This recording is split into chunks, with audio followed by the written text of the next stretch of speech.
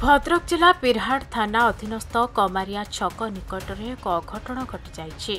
बस स्कूटी मुहांमुही धक्का दुई जनक मृत्यु होइछि। मृतक दुई जन बालीचतुरी अंचल गोलोक दास और दैतारी पुहाण बोली जଣାपड़ी।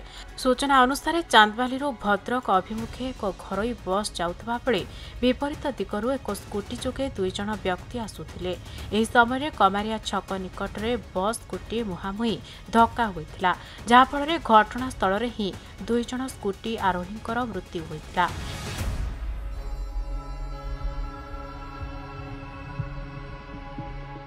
एने खबर पाई बिरहाट पुलिस घटनास्थल में पहुंची तदंत आरंभ करिछि।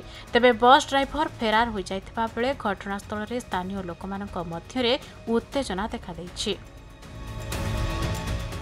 भद्रकରୁ जगन्नाथ बेहेरा रिपोर्ट, खबर ओडिशा।